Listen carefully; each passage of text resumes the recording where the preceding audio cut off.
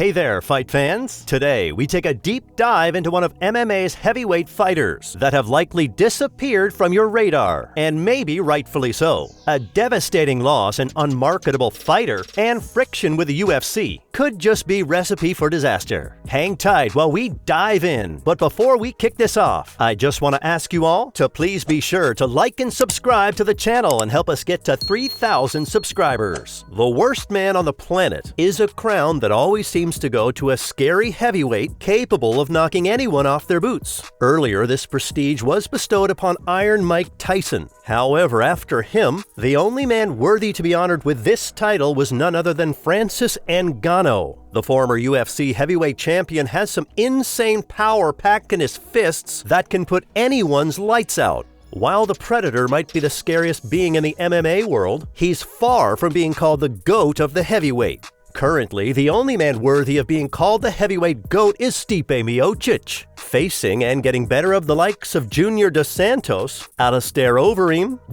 Cormier, and Francis Ngannou. Miocic is the former two-time UFC heavyweight champion and the only man to ever successfully defend his title thrice in a row. However, it's been a while since the fans last saw him in action. The last he stepped inside the octagon, he got brutally stripped of his belt by a devastating KO delivered by Ngannou. It has been more than a year and a half, and we still have to hear any update on the Cleveland native's next step. While the soon-to-be debuting heavyweight Jon Jones has been in the news every now and then during his 3-year absence, the former heavyweight king doesn't seem to be enjoying the same attention from the media and the UFC alike. Seems like he has unofficially vanished from the division. Has the UFC really decided to move on with the heavyweight division without the man who took it to new heights? Though there seems to be a slight beacon of hope since Miocic is still quite up above in the rankings. What do you guys think is the reason behind Stipe's long absence?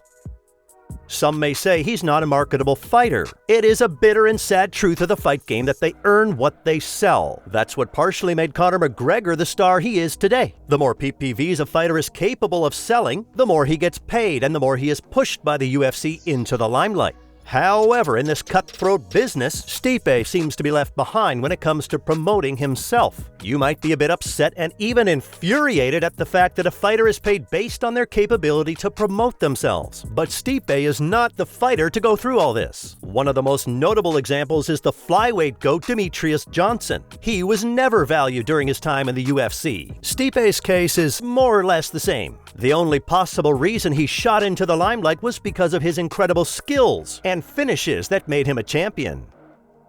As discussed earlier, the only thing that made him the talk of the town was the belt wrapped around his waist. No more belt, no more attention. When he had the belt, he bettered nearly every fighter thrown at him by the UFC. However, as we know, he failed to conquer Francis Ngannou, and this resulted in his downfall. There has been a surge of fighters in the heavyweight division who are claiming the spots once owned by the veterans. Fighters like Derek Lewis and Alexander Volkov seem to have their best years behind them. The same seems to be Stipe's case. Now is the time for the new wave of men to represent the hardest-hitting division. Names like Ciryl Gane, Tai Tuivasa, Tom Espinal, and Sergey Pavlovich have been at the forefront for quite some time. Was it because he's too old? He's already 40. 40 is too old for any sport, let alone a sport that literally takes years off your life. Even though heavyweights usually hit their primes later than most of their counterparts in lower weight classes, 40 is still too advanced of an age to be competing. From the business point of view, UFC doesn't seem to see too much potential left in Stipe. Hence, they are focusing their attention on relatively young fighters. The relationship between the former champ and his promotion was never a highly favorable one for Stipe.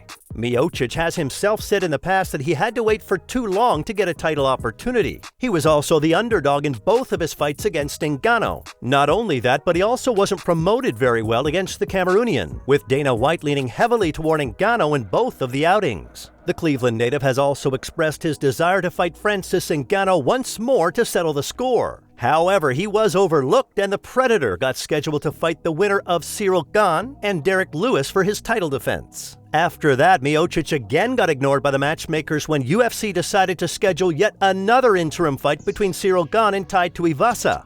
he had also expressed his wish to face arguably the best mixed martial artist of all time, Jon Jones. However, history repeated itself and Jones got scheduled to fight Gane for the vacant heavyweight belt, leaving the heavyweight titan on the waiting list. Now he is already making his bid by calling out the future winner of the vacant strap.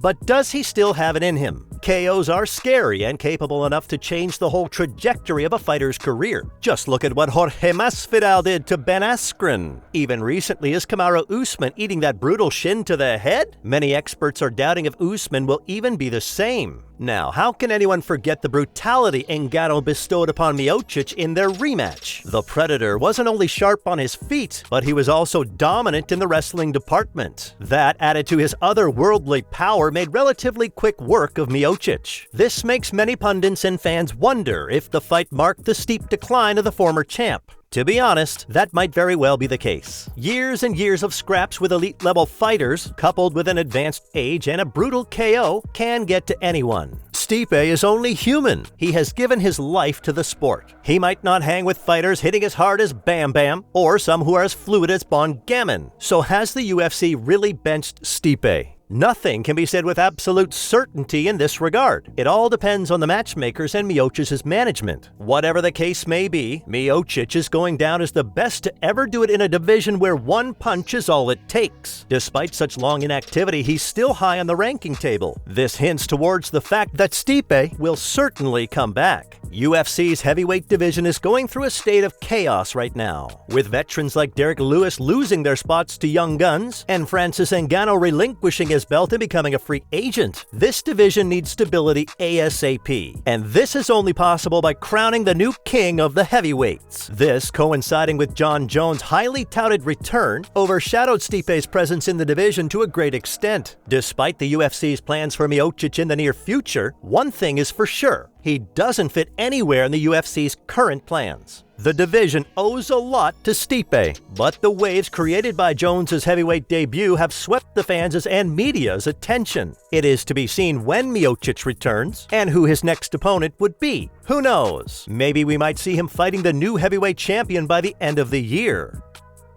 Do let us know your thoughts in the comments section, and if you liked this video, then what are you waiting for? Hit that subscribe button, and don't forget to like this video, and share it with your friends. Let's grow together, and help us take the essence of this brutal, yet beautiful sport to the masses. With this, I will meet you in the next video with the hottest updates in the MMA world. Till then, goodbye.